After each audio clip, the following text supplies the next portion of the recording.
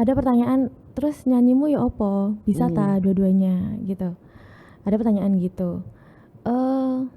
Masih kok, mungkin nggak sepadat dulu. Iya. Karena untuk saat ini memang aku ingin fokusnya ke sini dulu. Manusiawi sih. Aku ngerasain kayak aku maju nggak gitu masih ada sebenarnya. Tapi untuk saat ini saya berpikir kalau lah sih kok mundur. Saya punya niat yang baik kok. Saya didukung sama keluarga sepenuhnya dengan baik kok. Ada saatnya aku untuk happy, ada saatnya untuk aku serius, ya, seperti itu, ada porsinya dan tempatnya. Ya pokoknya intinya saya ingin memperbaiki infrastruktur pembangunan di situ dan membuat Gresik itu lebih berakhlakul karimah. Karena di situ kan kota santri ya. Kota santri, betul. Masya Allah, begitu.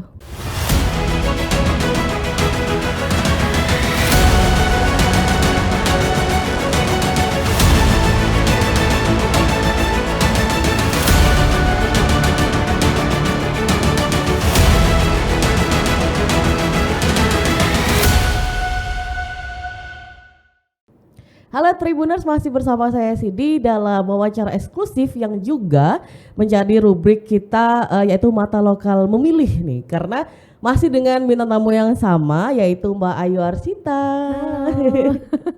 Masih sama seperti tadi, cuman untuk di episode kali ini kita akan fokus dari transisi Mbak Ayu nih dari dunia panggung dangdut ke dunia politik begitu.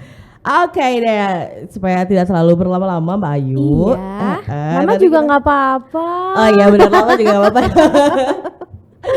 Baiklah, Iya. Mbak Ayu tadi tuh sudah sedikit di-spill ya sama Mbak Ayu tuh gimana akhirnya Mbak Ayu memutuskan untuk terjun ke dunia politik ini. Ini berarti yang bisa saya rangkum adalah Mbak Ayu awalnya itu sebenarnya belum kepikiran untuk ke arah sana, seperti itu ya. Cuman waktu itu mendapatkan banyak dukungan dari suami dan juga dari mertua juga, dari kakak ipar, seperti itu ya Mbak ya.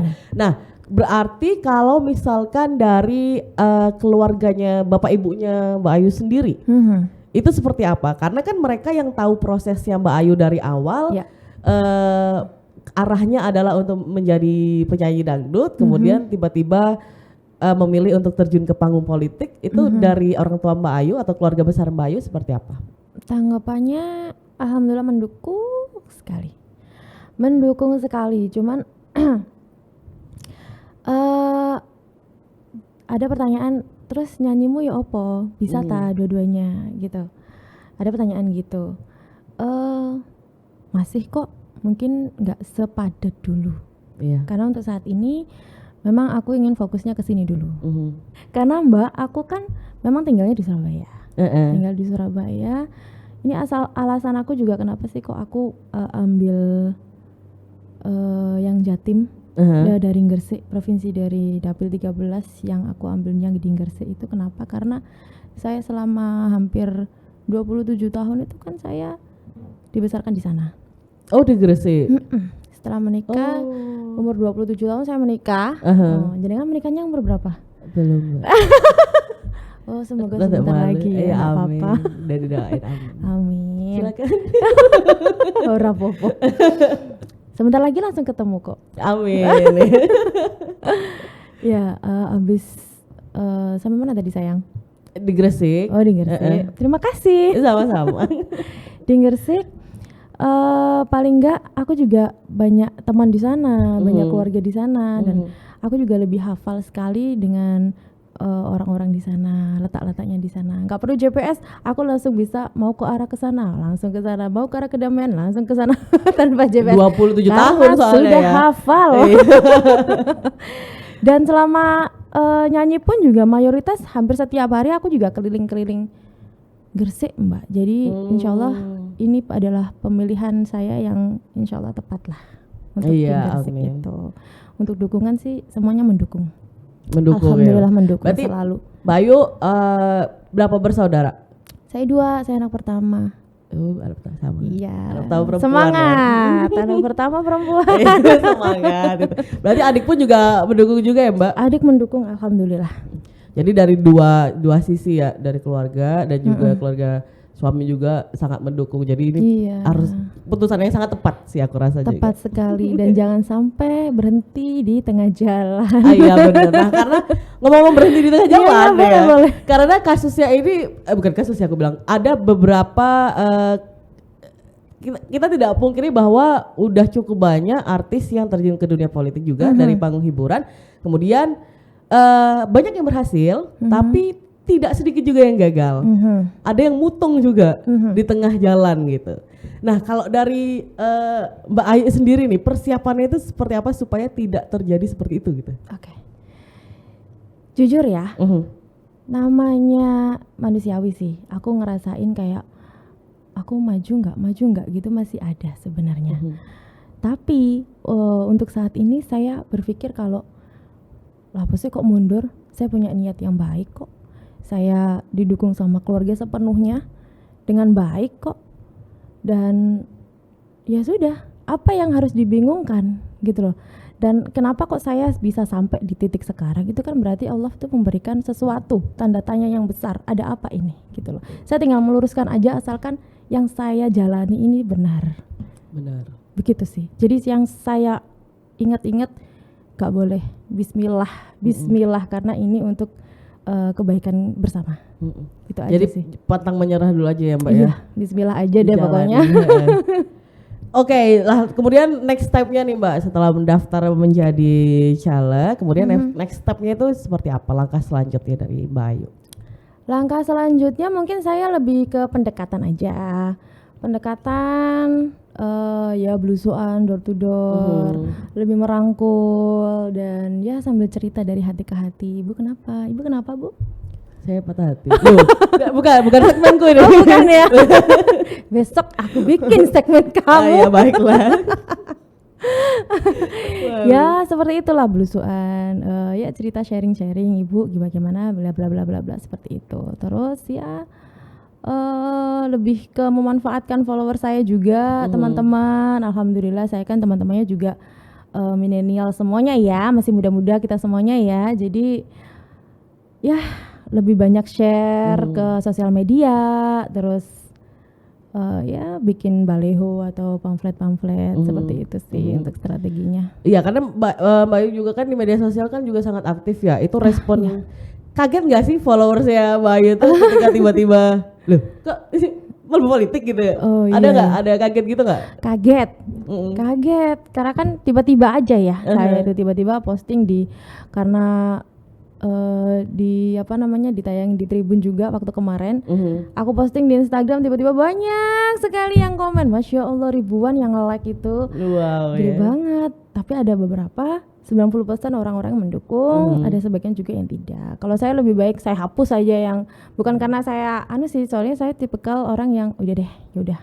Kalau misalkan ada omongan jelek dibuat perbaikan untuk diri sendiri, tapi ya sudah saya hapus aja. Soalnya aku tuh orangnya lebih selalu kayak inget-inget mikir gitu loh orangnya itu. Jadi mendingan aku hapus aja deh. Itu maksudnya jadinya kan jelek banget Mbak. Misalkan nih dari 100 orang ya, 98% komennya positif, 2% komen negatif. Yang kepikir yang komen negatif, padahal cuma 2 biji kan. 2 biji, jangan-jangan kamu.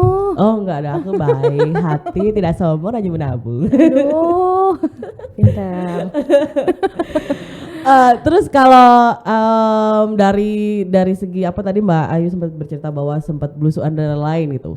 Itu ada nggak yang ngebekas di Mbak Ayu cerita-cerita dari mereka ketika belusuan itu? Belum sayang. Saya belum ada di tahap seperti itu. Oke. Jadi berhubung nanti itu saya lagi mengikutin sebentar lagi. Habis dari sini saya langsung ke DPW. Habis ini banget ya Mbak? Iya sayang. Sangat di sibuk DPW untuk mengikuti UKK uji kelayakan itu. Nanti setelah kita udah mendapat lolos lah ya, saya baru bisa berstatement seperti itu. Oh iya. Bismillah. Berarti ini nanti ada episode ke-3, 4, 5, 6, 7, 8. Waduh, banyak sekali sinetron dong.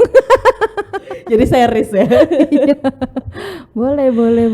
Oke, Mbak Ayu, terus kalau gini ya, kalau misalkan aku harap sih Mbak Ayu nggak berubah ya. Maksudnya adalah ini pribadi aja ya. Ini nggak apa-apa dong Tribuners sekali-kali. Boleh.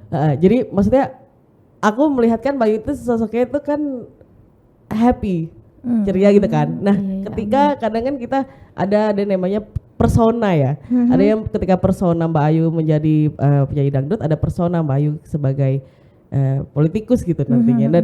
Dan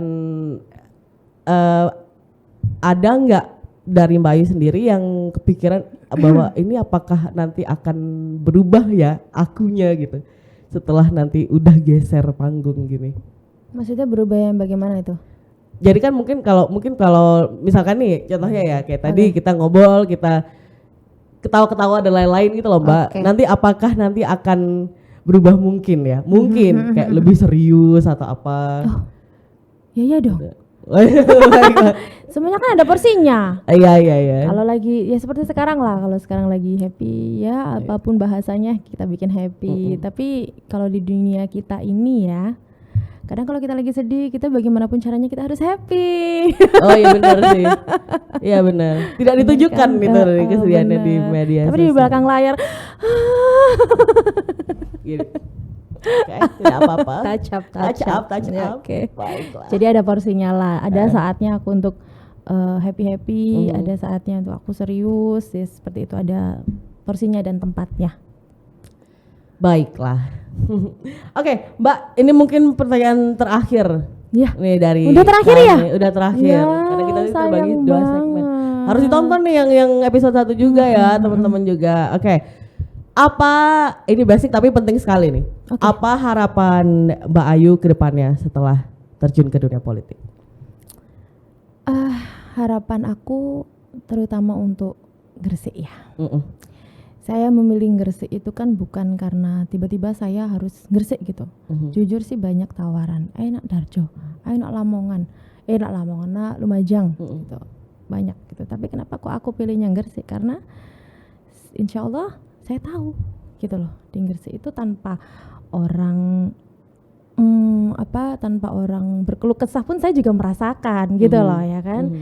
Jadi saya berharap ada seperti semacam sesuatu daerah itu, karena aku juga orang Embongan ya Mbak. Jadi saya ada melewati jalan itu benar-benar setapak, terus gerunjel-gerunjel, mana gelap lagi.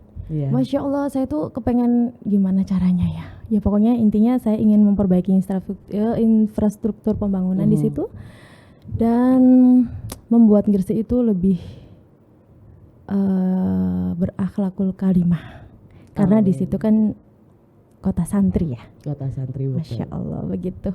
Bismillah lah. Bismillah. Amin. Semoga sukses terus ya untuk Mbak Ayu dan akhirnya harapan-harapan itu juga bisa terwujudkan nantinya. Amin.